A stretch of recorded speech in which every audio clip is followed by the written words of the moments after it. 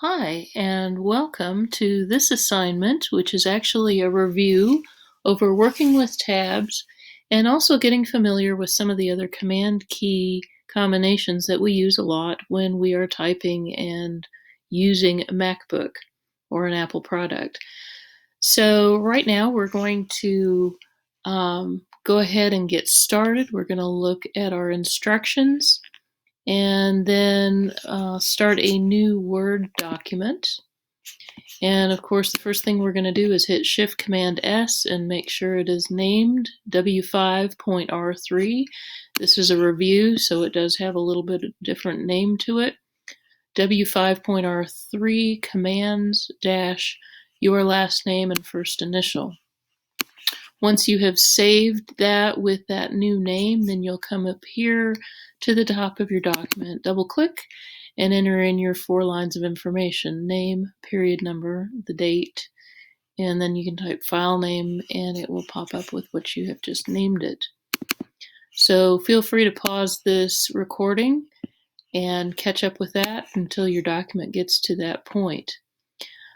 First of all, we are going to go ahead and focus on, in this lesson, once again reviewing setting left and right tabs, setting tabs with line leaders, and then also learning more about the command key combinations that make life a lot easier when we are doing documents or any kind of informational spreadsheet or document in an Apple product.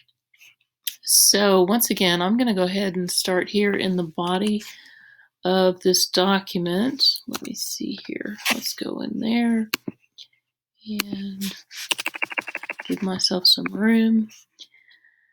So in our directions, we are going to create the new document, which we did, create the header, which we did, and then we're going to process and format the data. So in this case, it says select the whole document or all, and in that case, we're going to hit Command A, and we're going to make sure that all of our font is Arial, and lucky for us, that's close to the top of the list, Arial, and then it's also set at 10 point, okay, which is right here. And then we're going to set the following tabs. Number 5 says set these tabs. And don't forget, you can see your first tab is left aligned and it's at the 1/4 inch mark. 0.25 is half of 0.5, which would be a 1/2 an inch. So I'm just going to back this up, and that would be at 1/4 of an inch. Once I have my first tab there, I can double click on it and it brings up the tabs dialog box. And at that point, I'm going to go in and I'm going to say 0.25, even though I put one up here. And it's left aligned, and I'm going to add that here. The next one, a left aligned tab at 3.5, so 3.5 inches, 3.5. It's also left aligned, and I'm going to add that in there.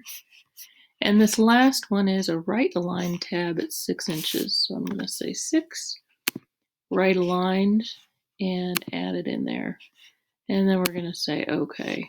And once again, there are my tabs listed up there at top. So coming down here, type the title text as shown below. Chain of commands, code, and action. The text chain of commands begins at the start of the line, not at the first tab stop. So many times I have you go ahead and press tab so that you'll start at that first tab stop. Not in this case. Chain of commands, when we type it, is going to start right here at the beginning, right after the margin. So chain of commands, then I'm going to press the tab key and it will jump to the next tab stop, where I will type in code, as you see in my example here. And then I'm going to press the tab key again to go to the final tab stop, which says action. Okay. And then it says here, press the return key at the end of the row. Okay, so I'm at the end of the row. I'm going to press the return key. And then access the tab dialog box again. So after I pressed enter under this row, I'm going to double click on one of these arrows to get my tab dialog box back up. And I'm going to add a dotted line leader to the right aligned tab at 6 inches. So that just means I'm going to choose the 6-inch tab, and I'm going to add a dot leader, and I'm going to press the plus sign, and then I'm going to say OK. So now when I go to add the rest of this information, you see that on this line and all the lines after, there will be a dot leader, whereas on this line there will not be, because that's the titles and we didn't need another dot leader there. So now we begin with pressing the tab first, because you see how these are indented here. That's the first tab stop.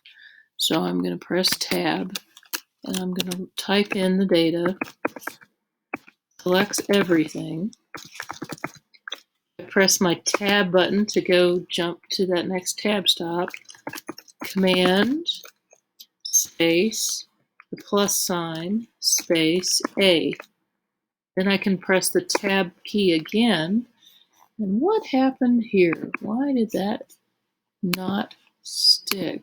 Line leader, add, and say OK. There it went finally. Wow, that's interesting.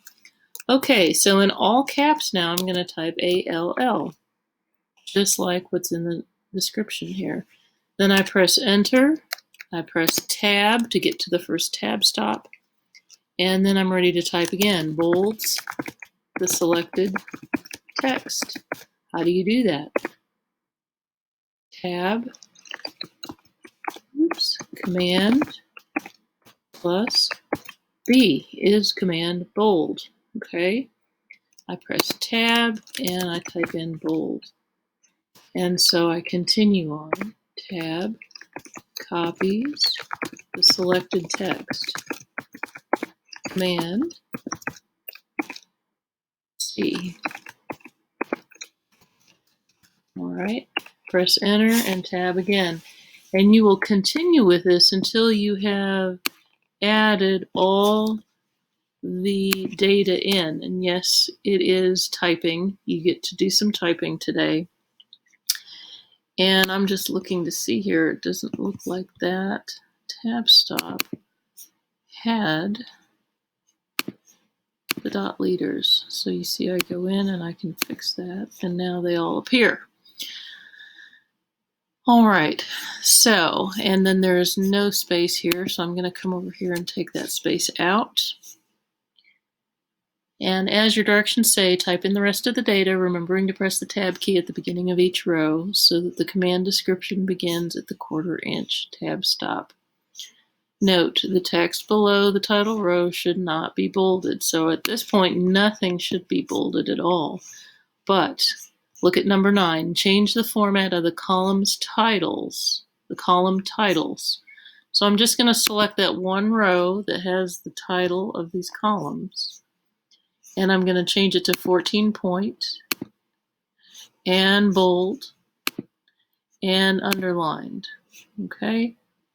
And that will complete that bit. Now, because you've typed all this, you will need to go in and do a spell check and just make sure that everything is done correctly. And of course, then you will save it and you will turn it back into Google Classroom on this assignment.